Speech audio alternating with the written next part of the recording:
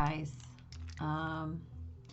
as always, you know the drill. Welcome back, welcome aboard, welcome home. Completely dependent upon where you are in relation to these messages, this energy. Today specifically, I want to talk about mostly the shifting of the moon's nodes. But I'm going to talk a little bit about Uranus going direct as well, because they happen almost simultaneously in terms of celestial energy. However, my focus is definitely on the moon's nodes right now. So let's talk about that. The moon's nodes, they are points, right? They're not necessarily placements. They are based on the relationship of the moon and the sun and the earth. The moon's nodes, they shift signs about every maybe like 18 months, right? Hello. So this happens on the 18th of January 2022. So we're shifting energies from Sagittarius and Gemini, right? The north node has been in Gemini, the south node in Sagittarius. We are shifting to where the north node of the moon will be in Taurus and the south node will be in Scorpio. So let's talk about what these points are, okay? So these points are, I like to think of them as karmic indicators, okay? So the north node, I often say, is fate, destiny, right? It's your purpose. It's your lesson. It's what you are here to become, okay? So what you're here to learn. And the south node are your gifts, your talents, your innate traits, things that you can fall back on, like things that you just show up with this bag of tools, right? And that is your south node. So the key here is that learning the lessons of the north node gives you deeper access, right, to those traits of the south node. So just kind of imagine it like a tool bag. And let's say that the zipper is stuck on your bag of tools. That's your north node, right? You have to figure out how to get in there. So the more that you learn the tricks of that north node, the more you work on your purpose, on your lessons, the more access you have to what's inside, right? That south, those south node gifts. So this is why it's important to kind of have an idea of what these karmic indicators might be, right? So another thing that is important to know about your north node and your south node is that most often we conjure people and situations who are going to activate our north node lessons, right? So all those places where you think, why does this keep happening to me? Why do these people keep showing up in my life? These are indicators. Usually they are linked to your north node lessons, right? So it's about what you're conjuring, right? In order to best learn those lessons, right? In order to kind of help you work that zipper, as the case may be. Your south node is what you're good at, right? But it can be what you're lazy about, right? It comes so easily. Those things come so easily that quite often you don't have to try. You don't have to work. You get a little complacent. So it's a challenge to lean into those south node areas quite often, especially because they're complementary, right? So I have a south node in Libra conjunct Mercury, and I have a north node in Aries. So I have a hard time being independent, doing independent things, shifting my focus into motivating in the real world. It's very easy for me to be in relationship with others, right? That one-on-one Libra energy, especially conjunct Mercury. So those are my gifts, and my challenge is to be independent and stand on my own. See how that works. It's the only reason I'm giving you the dichotomy, because it's the easiest one for me. So the challenge is to lean into your North Node areas, right?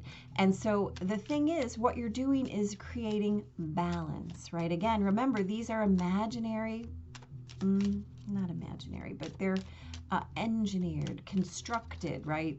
Geometrically constructed points, that's what I'd like to call them, that involve the sun and the moon and the earth. So this is your being, your heart, and yourself, right? It's how you shape and forge your person, not just internally, but externally and within the world. That's why it's important. So the North Node is a big deal in your own personal chart, but when the celestial nodes change, that is a time for us to look at cultural and global lessons, right? Certainly, they're going to affect each one of us depending on what you have, you know, that's going to interplay with these nodes in your personal chart. But the nodes shifting and changing signs, right? Moving from air and fire, right? All about external talking and doing, busily. What's everybody? What do we got to say? You know, the last 18 months have really been about external experience. They've been about possibility and how we shift and change. What are we experiencing? What's my experience? Let me tell you about what my experience is. Wait, I want to share it with you. You know, I mean, that's Sagittarius and Gemini. This is how we've been experiencing things collectively for the last 18 months. And now this is shifting to this Taurus Scorpio axis, right? So I have been talking for at least a year, as we've had this Saturn-Uranus square, about reevaluating our values, right? If you want more information on that, you can go back and listen to any of those videos. But here's the deal. We've also been in the energy of our social planets shifting from earth energy to air energy. So, you know, the universe balances itself out. So this is now our work here about what are we trying to do in terms of our collective purpose, our collective destiny. What are we employing when it comes to our collective gifts, right? So reevaluating our values, really witnessing what we collectively define as value, as worth, where we are claiming our collective resources, right? Where we need to perhaps put aside our needs in lieu of someone else's, right? Where have we been doing that, right? Where are we in a state of global codependency? And where are we too focused on the concept of right? Where are we stubborn? Where are we rigid? Where are we authoritarian? Where are we allowing our actions, our lives, our experiences to be defined by external sources, right? Who has told you, especially look in the last 18 months, how to be, what to be, what you have an obligation to be, right? What you're responsible to, what you're responsible for, what is important, right? And the key here is what were you investing, right? And this is really, really kind of only applicable definition is the one that you find within, right? This can't be externally defined. And there's been a lot of things that have been externally defined for us in the last 18 months, right? But that's going to shift. That has to change because this energy requires it. So we have become aware of the places where we're too reliant on external stuff, right, as a means of our fulfillment. And here's the deal, as that South Node shifts into Scorpio, this is about what we know about true union. Hello. And what it involves, the depth, the vulnerability, the intimacy, the connection, right? The unrelenting, fearless need to surrender to the siren song of internal resources, right? That are and make up and define our security and our safety. And this isn't a paranoid clinging to any kind of old guard or tradition, right? This is Taurus Scorpio. This is feeling compelled to challenge, especially with Uranus going direct in Taurus, to challenge the old guard, to challenge traditional ideas, to challenge anything or system or belief or structure or concept that is part of a system that plays into any kind of possibility that has been, right, a structure, an authority, and instead really, really witness our society, our lives as part of a free fall, right, into enmeshment, into entanglement, into intimacy, into union. And this has to be with yourself first, and then others, right? So Taurus is a sign that wants attachment. Scorpio is a sign that wants attachment, right? But they both shy away. Hello. They both shy away from that from codependence, right? Or dependence. And part of the game is to witness that back and forth as an interdependence, right? Systemic interdependence, systemic vulnerability, systemic openness, systemic surrender, right? That sees behind what is. And risk is the real strength, right? We're talking about the Taurus Scorpio axis. Risk is the real strength. And the risk is to see yourself first, right? Where are you resourced tangibly and intangibly, right? We know this. And as we move into this earth and water energy, things are going to feel very different. Now, one last thing I do want to say is that this node shift happens trining Pluto and the Sun, right?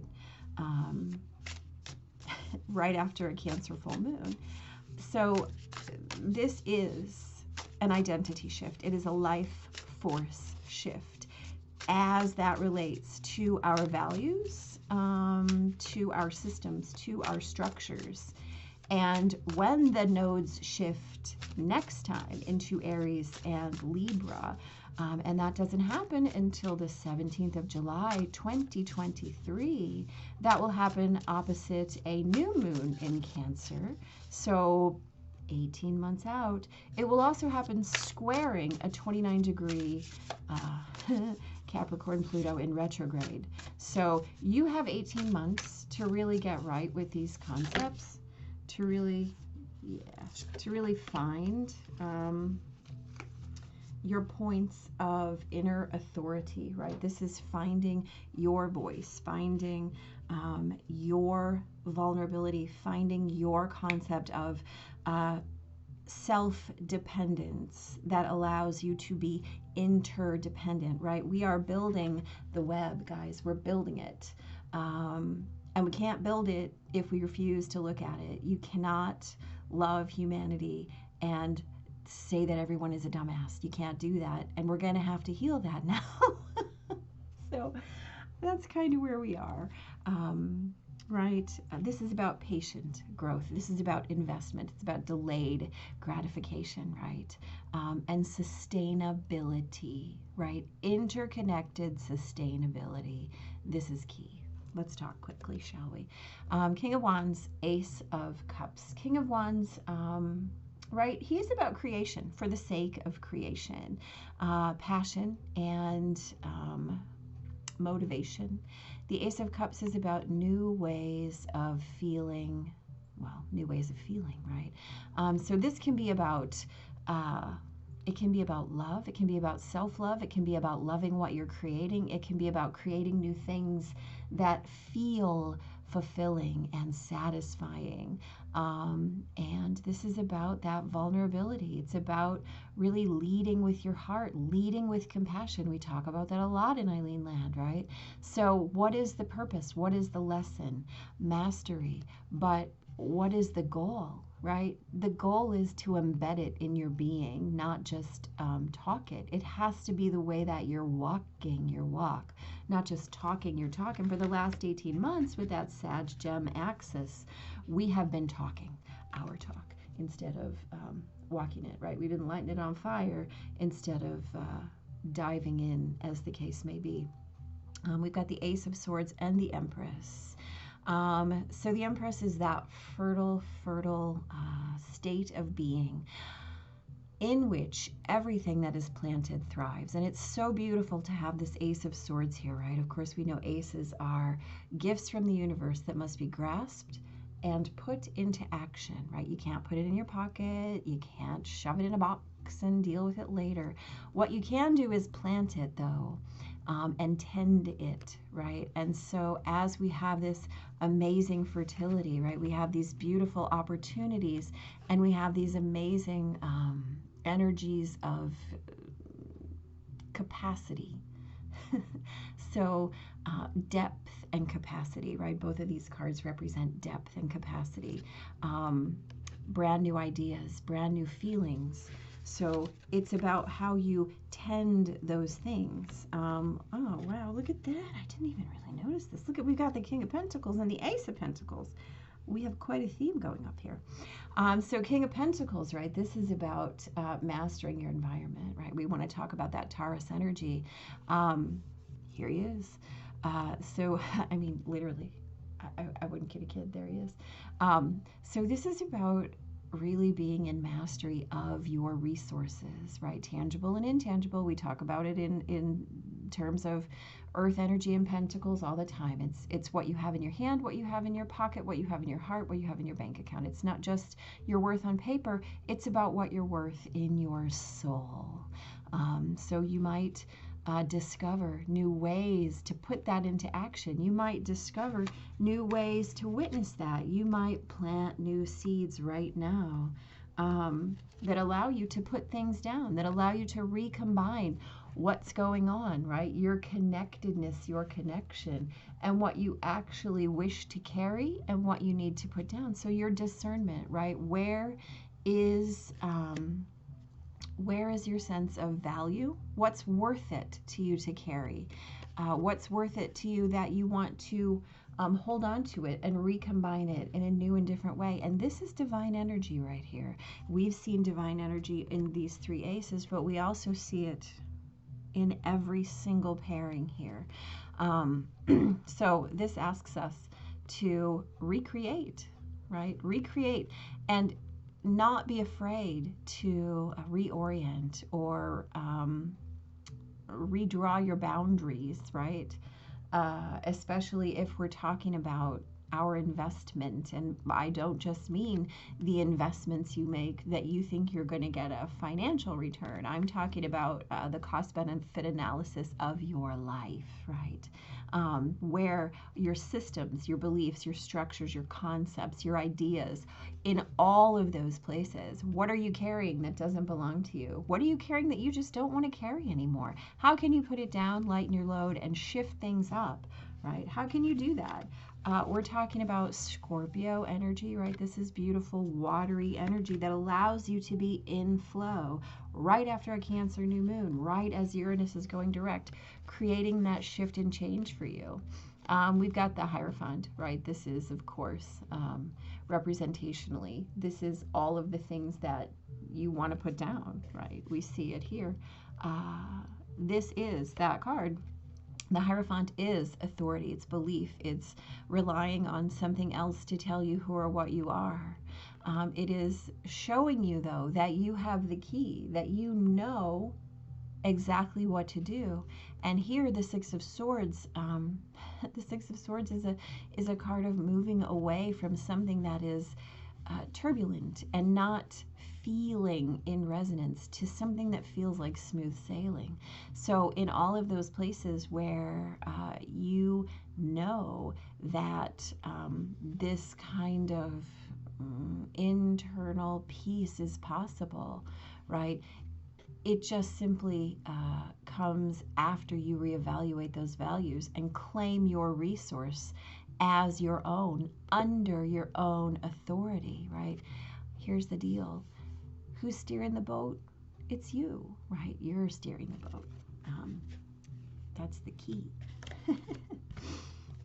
And then we have the Queen of Swords and the Magician. Again, this is about really understanding that those beliefs, those ideas, those concepts that we carry and believe as truth, I mean, please note the similarities here. The Magician is about 3D mastery, right, of all the elements, but he is also in line, right, with the universe, with universal truths.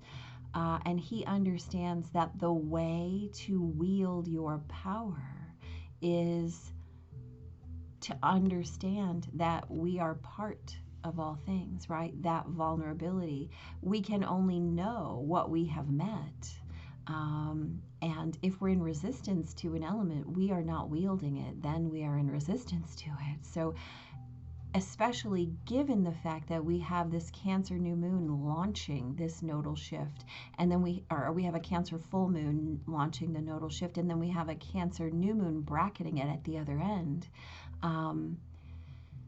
Witnessing this as the water element really strong, feeling yourself grounded and rooted in that Taurus north node, but allowing that Scorpio south node to be the flow, right? While you're rooted and grounded, that's the Magician's power. He's fully rooted and grounded, but he understands that that requires you being part of the flow, that you know you're entangled in all things, that you're enmeshed in all things, that intimacy is union, and there's nothing in between, right?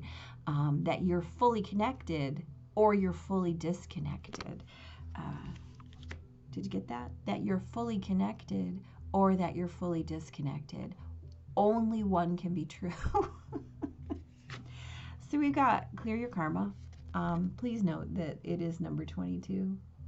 Just roll with that, right? So clear your karma. We talked about these nodes being our karmic indicators, right? Indicating where we need to shift, where we are shifting, and definitely creating that opportunity to redefine the places where we believe we exist and what we believe we have to do to be in this world and of this world. With this Pluto involvement, both at the beginning and end of this node shift, this is also about recreating your identity from the depths, right? From the foundations. So you can do that by yourself and try to do all your heavy lifting by yourself, but then all you have is a monolith, right? You do not have a grid. You do not have a sourced, an endlessly sourced grid of power. You just have one node, and the moon's nodes do not come by themselves, right? They work in tandem, not in a vacuum. So let's talk about the Eagle King. Again, we have more kings, right? Big picture, angelic help. What did we talk about? We have divine intervention in every single one of these card pairings. So let's talk about this amazing, amazing figure here.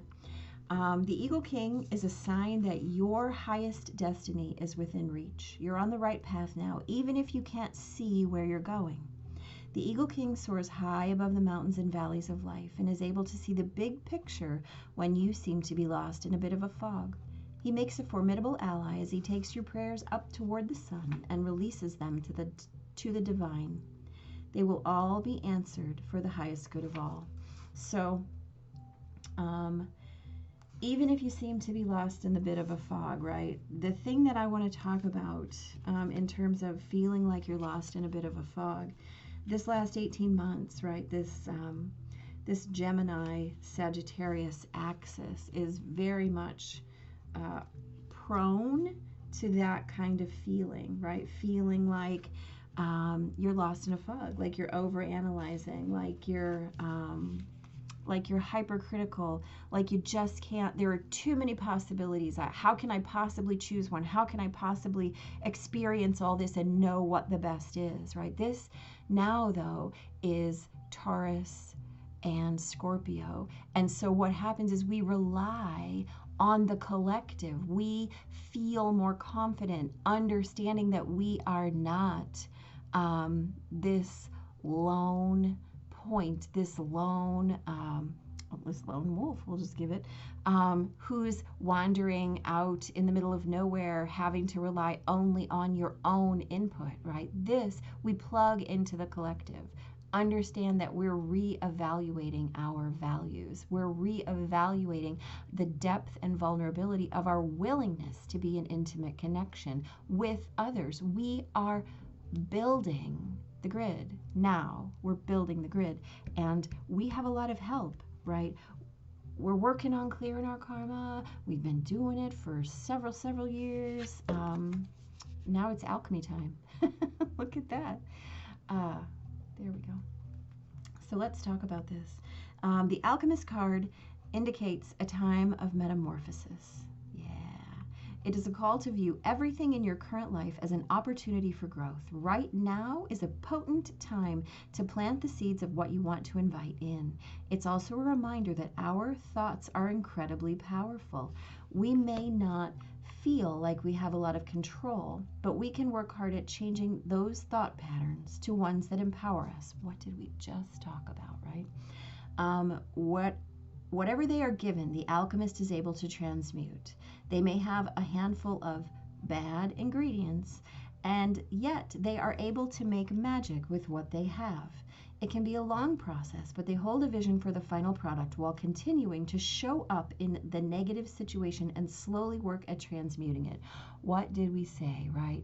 This is about patient growth over time. This is about delayed gratification. This is about understanding that this instant gratification culture we have created is not sustainable, and that our investment has to be in togetherness and union, right? And if that's a new way to be, then that's a new way to be. But we have to reach out. We have to enmesh. We cannot stand on the outlying edge and expect people to come to us, right? We have to be the change. Sometimes we can be reliant on the guidance of others. It is important to remain sovereign and independent when holding counsel. Understanding that working with your ancestors is different than working with others or guides or allies. They will have their own opinions about you and your life. You may need to use discretion, right? So this is about creating your counsel and our grid. Look at this. See this right here. This is what we're creating. This beautiful, sustainable, right, 3D figure that is not just you, but everything else. Everywhere we have divine guidance. Everywhere we have new opportunities. I think this is a lovely opportunity. We will talk much more about it. Interdependence, right? Vulnerable interdependence. Is it scary? Yeah, it is. But you know what? There's nothing but support. There's nothing but support. Nothing but support here. It's going to be an interesting 18 months, guys. But together, we are more, right? Together we can do anything. And to save everything, we need everyone, right? So, yeah, big blessings. Uranus goes direct right before this node shift happens. So we will be on molten ground anyway. So let this shift happen. Just decide to open your heart. Decide to open your hands. Decide to open your mind. Decide to open your soul. And then believe that it is so, and act accordingly, right? Act accordingly. Big blessings.